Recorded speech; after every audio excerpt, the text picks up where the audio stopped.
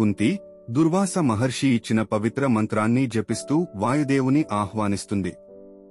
వాయుదేవుడు ఆమె ముందుకు వచ్చి ఆమెకు ధైర్యం మరియు శక్తిని ఆశీర్వదిస్తాడు.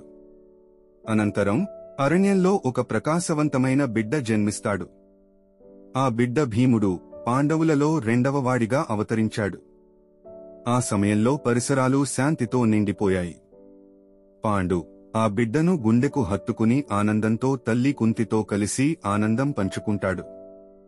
ఇదే సమయంలో హస్తినాపురంలో గాంధారి చాలా కాలం తరువాత ప్రసవం చేస్తుంది.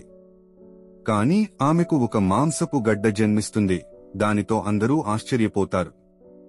వేదవ్యాసుడు అక్కడికి చేరుకుని ఆ మాంసపు గడ్డను 100 ముక్కలుగా కోసి వాటిని నెయ్యి పూర్ణమైన కుండల్లో ఉంచాలని సూచిస్తాడు. మొదటి కుండ పగిలి దుర్యోధనుడు జన్మిస్తాడు. అతని జన్మ సమయంలో ఆకాశంలో అపశకునాలు కనిపిస్తాయి. విదురుడు ధృతరాష్ట్రునికి ఆ అపశకునాల గురించి హెచ్చరిస్తూ భవిష్యత్తులో యుద్ధానికి కారణం అవుతుందన్నది చెబుతాడు. అరణ్యంలో భీముడు త్వరగా ఎదుగుతూ తన అద్భుతమైన శక్తిని ప్రదర్శిస్తాడు. ఒక చిన్న సింహంతో తలపడి దానిని కుదిపి చూపిస్తాడు. హస్తినాపురంలో దుర్యోధనుడి జన్మోత్సవం ఘనంగా జరుపుకుంటారు.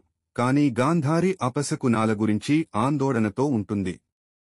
ఈ ఘట్టంలో భీముడి దేవప్రసాదంగా జననం, దుర్యోధనుడి అపశకునాలతో కూడిన జననం భవిష్యత్తులో జరిగే పాండవుల మరియు కౌరవుల మధ్య యుద్ధానికి మూలం అవుతాయని సూచిస్తుంది.